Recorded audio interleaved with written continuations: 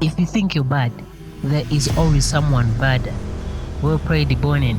We are not going to recount on how these events happened, but instead we shall learn from them and add these to our collections of skills on how to navigate a battlefield of our enemies. Now, take this as a guide, and everyone will need this guide as we work with people in jobs, businesses, and other aspects of life. The enemy might have secrets that will hurt your marriage, job, business. To a statesman whose country's security is at stake and he needs to act accordingly.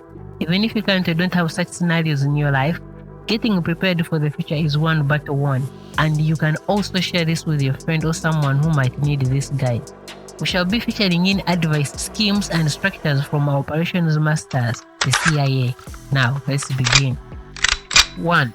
Do you know your enemy? And if I say your enemy, I mean a person who is going to hurt you, a person who knows much about you, and yet you regard them as colleagues or acquaintances. Can you evaluate what kind of information these people possess and how much of this information is detrimental to our own successes or operations? If you find that an action has to be taken on our enemy, how can we successfully eliminate them? The final step is covering up. We cover our tracks and all those loose ends to make sure our hands and face remain as clean as possible without any collateral damage.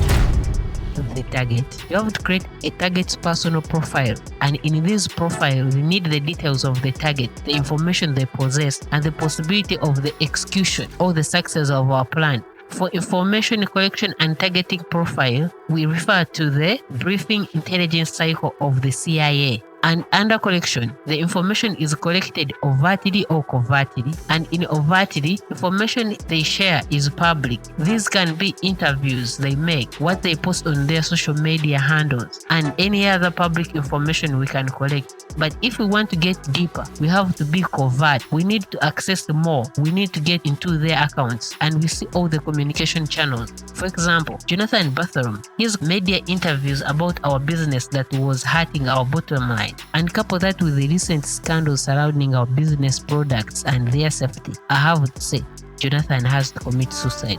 For if you see this profile on this guy, he ticks each box that is available. It's absolutely important to stress the importance of collecting this data and this intelligence. In the book, The Secret State, A History of Intelligence and Espionage, it stresses on the point of intelligence. It's hard to lose a game of hands when you can see the other fellow's hand. In war and in politics, this ability to see other fellow's hand has always been of crucial importance. It is with some surprise, therefore, that we discover that intelligence features little in many otherwise influential writings on great events and military campaigns. You might not be thinking of the traditional military campaigns, but the campaign of eliminating the target. And this brings us to the part of execution in the profiling part. For this is the method we shall use to be effective in eliminating the enemy. We need the following. A. How powerful is our enemy? In terms of defense, how much security does he possess? If he is an individual, does he have guards? What is the home setup? Does he have CCTV cameras, intruder alarms, and what type of them?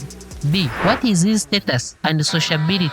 And here we shall collect the mental health. Does he possess any visible weaknesses like stress, depression, or anxiety? Trust me, this formation is gold. It determines everything that our mission depends on. On the part of business and state, you need to gather their behaviors. Have they been having a history of aggression to other businesses or states? How powerful are they in terms of army, ammunition, propaganda, and everything you can get on? And now, use this information and generate an intelligence report, and it will lead us to analysis and production stage. Here we determine how this all information we collected sits together and decides which method is the right one. Are you still with me? Let's recap again. Gather the intelligence, make the target profile, and analyze the information. Mission possible. The execution. Heart attack was the verdict. The examining doctors knew nothing of a colorless, odorless poison carefully sealed in a thin capsule shot out of a metallic sealed aluminum tube. Bizarre poisons are seldom discussed at medical meetings. Foreigners know that such a capsule fired no more than 24 inches from the victim's face will produce almost instant death. From the CIA Worldwide Kill Squad by Norton. For the execution to be successful, you need to have planned to the absolute final detail. What method are you going to use? From the simplest like sabotage to the absolute like assassination. What are you trying to achieve, and who will determine which method to use? And we shall break them into two: the violent and the non-violent method. Let's begin with the non-violent method. Sometimes the best course of action is no action at all, and in most cases solves a lot than it causes. The advantage of non-violent actions are they are cheap in terms of war cost, human life, and technical execution costs. The amount of resources you could use in this war could be channeled to other elements and areas to develop and make you stronger. This method is effective if the enemy does not possess any immediate threat, when the enemy is more prepared and stronger than you are, and if the actions of your enemy do not directly conflict with your own core goals. MKL Jr. wrote, "Non-violent resistance avoids not only external physical violence, but also avoids internal violence of the spirit. The non-violent resistor not only refuses to shoot his opponent, but also refuses to hate him." A few of these forms include: 1. Dialogue, the ability to sit and try to come up with a win-win situation between the two opposing parties. 2. Principled. This form emulates the nature of trying to share and communicate through love. This form's weapon is love and preaches that love, just like hate, can be learned. In order to persuade our enemy, we have to love them so as they can drop their hate and learn to love too. 3. Paragrammatic, which emphasizes of being an active participant instead of being a passive observer. And now let's put our acts of non-violence to action. First, we need not to be cooperative. If the person you're fighting with is a partner or a boss, just ignore and refuse to cooperate. On top of that, make sure you're raising your concerns you're facing. However, these actions will trigger them, so be prepared for non-violent intervention. Here you create a group or an organization of people who support or are in support of your ideas. This will emphasize the idea of strength in numbers and gives you strong leverage. If this is a business, get other business members that support your stance. For the case of our good friend Boeing, this could include methods like bribery, sabotaging the critic with things like dirty secrets. This is a whole play field. Just be innovative. Violent methods. If all the means fail, or if we want a quick result, what is the alternative? However, you need to put in the following consideration. A. Violence and acts of violence are unpredictable, and therefore they are the worst thing to do. And if there is the worst thing to do is to do an activity that is unpredictable and trying to plan on it. In the face of violence, our enemy can also regroup and gain an anticipated amount of power in a short time imaginable. B. The results of violence tend to replicate, and we end up in a total war that we didn't plan would last for a long time. And the result of a wounded enemy is more dangerous than the situation we began in. C. Violence is expensive, so before you go into it, be sure that the benefit of the outcomes of this violence far way outweighs their consequences. And that highlighted, there are a few forms in a violence method of getting our results and include: A. Kidnapping and abduction. This is the taking away of our enemy from the face of the earth. It can be permanent or temporary, with the temporary method mainly for inflicting fear. The advantage of kidnapping, you go with evidence, which makes the crime investigation harder than other forms. B. Extortion and blackmail. Since we created the target's profile, we might find some data laundry in the target's closet, and this can be used to extract money from our enemy back to us, and by removing the financial weapon, we weaken our enemy in having a successful campaign. And this is not only a person-to-person method, it goes to a global stage. Ask and reference to North Korea tactics if you're a statesman.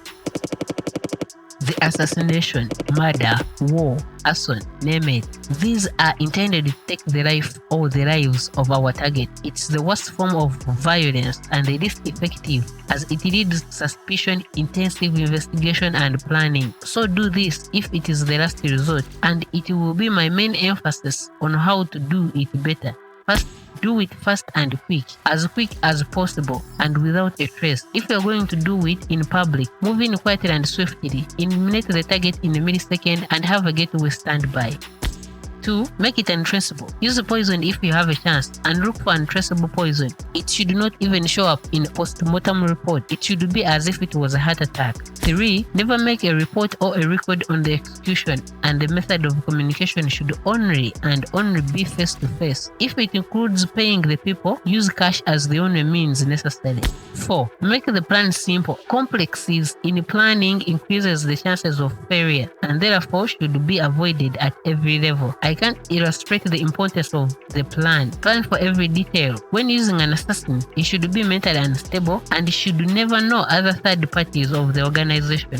5. For the tools, use the one that can do an excellent job. We have a few best weapons like accidents, where our target falls in a bathroom, train bridges, name them. We have our good old hands. Yes, hands doing the manual job, which is better in scenarios where the assassin might be stashed before or after, so manual is a preferred method. And finally, we have weapons, including firearms, explosions, blunt weapons, plus drug. These can be hard to administer, but if you're going to carry them out, make it look like a suicide, an overdose, or an acute alcoholism, and study the anatomy of suicide to make sure the results match the suicide. If you've done your only job successful, the death of our dear friend Jonathan Bartholomew is by suicide, and as a Boeing company, we are very saddened for the departure of our good friend.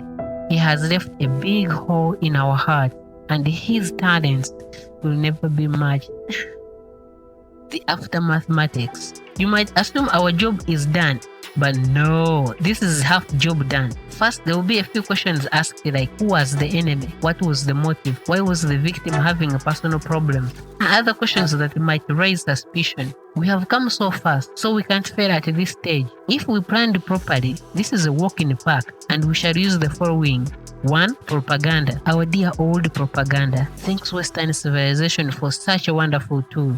First, all media outlets should use the following word: self-inflicted wounds, overdose, depression, mental instability in all their reportings. Even if we don't own these outlets, we can make a few calls here and there, can't we? Let us have a few enemies of our target make interviews of how he was always feeling sad and being alone and never socializing with anyone. Let the enemies reveal the evils of our target, and they should also fend off sympathizers, and the questions will all die naturally.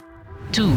Uncle Sam. Yes, let us be in cahoot with Uncle Sam. Yes, the big government should depend us, and we should be providing all the essential services, and their life can't be better off if we go away. Even in business, let them depend on you. Be the only guy who knows how to operate the CNC machine. If they bring in the other guy who knows how to use the machine, that is an enemy. Make him get fired as soon as he arrives. Have the qualities they can't replace in a day. Buy out a few politicians with some robbing money. Support them in their endeavors. Do you have some sheriff or policeman giving you headache? Give him an offer he can't refuse, because these are who will ask the questions and have the ability to find the answers. But if they are on your side, then the target is also their enemy, and they won't give much attention to the questions. Please have these people in your pockets at all costs.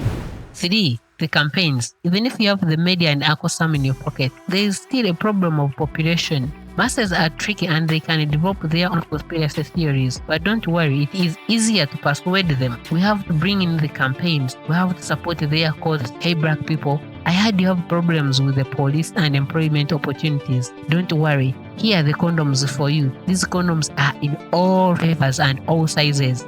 Hey women, I heard you have issues with equal pay, but don't worry, I have these abortion pills. They work like magic. Just one pill and boom, the problem is gone. If it's not burning, I'm not doing. And therefore, my friend, this is how you eliminate your enemy and be back in the business in a few moments. Learn your own challenges in life and see if you can apply these principles. And still, if you don't care, your enemy will use these same techniques to get to you. Just learn them and be prepared. I'm Demas. See you next.